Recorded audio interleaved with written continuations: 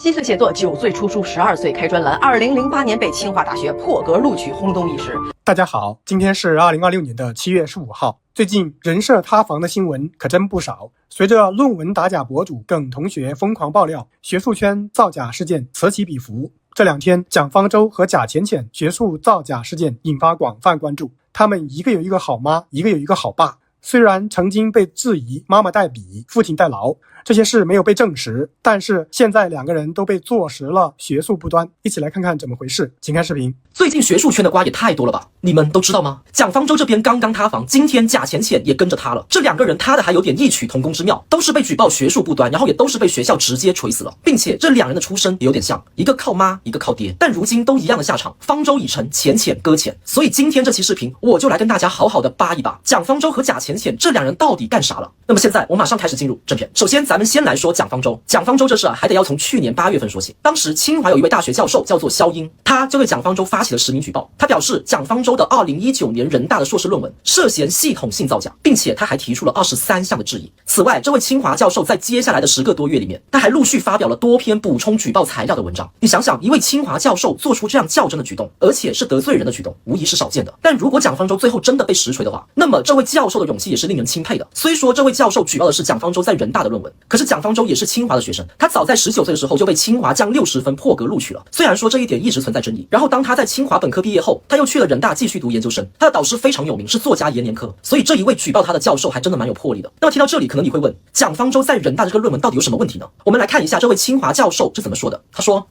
依据我既有审查，蒋方舟硕士论文抄袭加造假程度是极端严重的。全文20个注释不仅无一注释符合学术论文写作规范，全部无引用页码标注，而且16则直接引用无一则文字与注释所指来源文献符合，全文6个直接引用英文原著注释，其中4个注释所指引文抄袭自中译本，其余2个注释所指直接引文，根据错乱程度怀疑为计算机软件翻译。全文20个注释所指文字包含8处抄袭、10处编造或篡改，另随机查出无注释文字2处抄袭、1处编造，总计发现10处抄袭和11处编造或篡改。那其实在这位教授举报期间，虽然说关注度并没有很高，但是质疑声一直存在。然后直到今年7月份，也就是最近，蒋方舟这边呢似乎忍无可忍，做出回应了。他是写了一篇很长的文章作为回应的。他就认为教授对他指控存在大量的严重失实，然后他承认自己在论文写作过程当中是有存在引注不规范的问题，但是他坚定认为自己的论文不存在抄袭、洗稿、剽窃、侵占、编造引文、AI 写作、代笔，还有买文中的任何一项学术不端的行为，并且他还这样写道。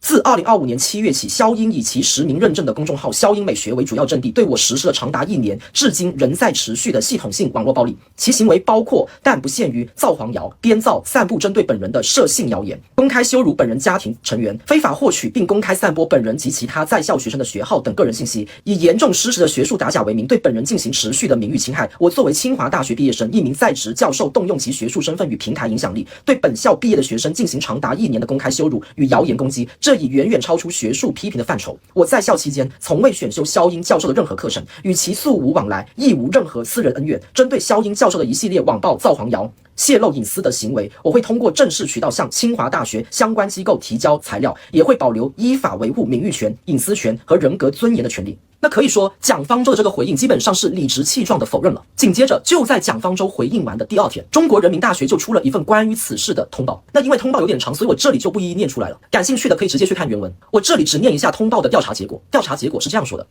综上所述，认定蒋某某对硕士学位论文注释的重要性认知严重不足，其硕士学位论文部分注释及个别文字表述存在学术不规范，但未发现存在学位论文作假行为处理办法、高等学校预防与处理学术不端行为办法所列举的学术不端行为。这个意思其实跟前一天蒋方舟自己的回应是有点像的，都是表示论文里面是存在不规范的细节，但是并没有涉及到学术不端。好，事情到了这里，是不是你也以为结束了呢？还没有哦。1周之后，这个事情迎来了翻天覆地的大反转，那就是人大又出了一份通报，而这一次则是实锤了蒋方舟。所以这份通报呢，我可以从头到尾念一下，毕竟字少但事大。他是这样写的。根据近日网上关于我校文学院2019届硕士毕业生蒋某某学位论文涉嫌学术不端的新线索，学校高度重视，立即组建由多位校内外知名专家参与的调查组，通过文献溯源比对、依规问询、听取当事人申辩等，深入开展核查工作。经核查，蒋某某硕士学位论文有9处与境外某篇期刊论文存在文字重合，且相关内容未标注引用，未列明参考文献。依据《高等学校预防与处理学术不端行为办法》，校学风建设委员会认定蒋某某构成学术不端行为，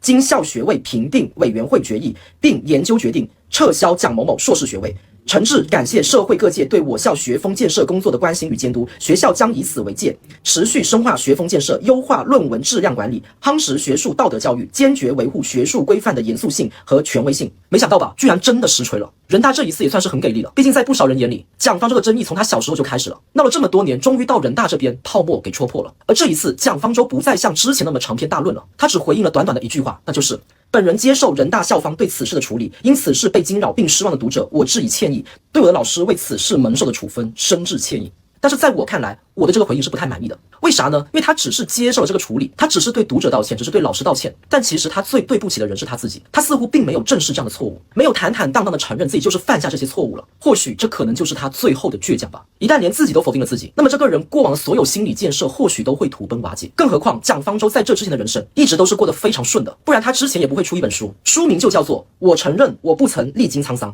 这个意思仿佛是在说，老娘我过得顺极了。而同样有这样的人生境遇，又同样颇具人气和争议的作家，那就非本次视频的第2位主人公贾浅浅莫属了。不得不说，贾浅浅他爹呢是很厉害的作家，但是没想到到了他这里，路开始走窄了。本来他写的诗就为人诟病，结果后来还被举报论文涉嫌抄袭等问题，并且到了今天，西北大学还出通报实锤了这个事情。那么现在我们就来看一下关于贾浅浅的通报是怎么说的。针对网上关于西北大学教师贾某某涉嫌论文抄袭等问题的反映，学校高度重视，会同有关单位成立工作专班和调查组，通过调阅资料核查，委托专业机构鉴定，组织省内外专家评议，听取当事人陈述等，对相关问题进行了全面深入调查。经查，贾某某以第一作者公开发表的学术论文共16篇，9篇与他人已发表作品存在多处段落及语句重复且未注明来源等问题，其中1篇存在重复发表情形，6篇存在个别文字重复、引用标注不规范的情形，1篇未发现引用不规范等问题。经西北大学学术委员会审议，认定存在抄袭行为，学术不端行为属实。贾某某硕士学位论文的主要观点、论据、结论与他人已出版和公开发表的著作、论文重复，经陕西师范大学学术委员会审议，认定存在抄袭行为，学术不端行为属实，已依据学位管理法律法规撤销贾某某硕士学位。西北大学依据《高校学术不端行为调查处理办法》、《职称评审管理规定》、《事业单位工作人员处分规定》等法律法规，撤销贾某某副教授职称及教师岗位任职资格，同意其提出的辞职申请，解除聘用关系，已按程序撤销了其教师资格。有关单位依规依纪对相关责任人进行处理。学校高度重视科研诚信建设，将以此为鉴，全面加强科研诚信教育和教师队伍的管理，切实维护良好的学术风气和育人教育。感谢社会各界的关心与监督。西北大学2026年7月15日。说实话，贾浅浅这个结果也是挺让我震惊的。就是我之前是以为他只是1篇论文存在学术不端，却怎么也没想到他居然16篇论文里面只有1篇是没有发现引用问题的。我还能说什么呢？真的无话可说。不过西北大学的最后一句话也是很给力的，那就是有关单位依规依纪对相关责任人进行处理。这句话的重点就在于这一个相关责任人，所以接下来那些曾经给贾浅浅走个面的，给他扶持和审核通过的，估计通通都脱不了干系了。而这一次蒋方舟和贾浅浅的塌房，也多少说明了现在的学术圈真的应该好好重视和肃清了，尤其是个人的名气和光环，不应该成为他可以偷懒和作弊的通行证，反而应该是他个人更需要刻苦提升，去做出榜样的动力才对。还有这个圈层里面的资源，也不应该成为他们一路顺风顺水的垫脚石，毕竟学术还是要靠自身过硬的真才实学，毕竟学术是有门槛的，真的得扎扎实实沉下心来，脚踏实地的去钻研，而不是空中楼阁的自我感觉良好，把它变成了获取名和利的一个渠道。而这样的事情我听过不少，所以今天这期视频我已经说得非常委婉了，在此建议这些人真的好自为之吧。很多网友感慨啊，蒋方舟7岁写作，9岁出书，12岁开设专栏，19岁被清华大学破格录取，23岁毕业以后当上新周刊的最年轻的副主编，出版20余部文学作品。他本该前途璀璨，但也是这层光环让他翻车的时候摔得比别人更重。这也给所有学术从业者敲响了警钟，学位是终身追责的，不是论文写完答辩通过，毕业证拿到手就万事大吉，一劳永逸了。哪怕时隔10年20年，一经查实，校方随时可以撤销学位，名气再大，粉丝再多，公众人物身份通通没有豁免权。有时候所谓的捷径，到头来往往是最贵的弯路。大家怎么看？欢迎在评论区说说你的看法。最后还是希望大家多多点赞、评论、订阅，谢谢大家。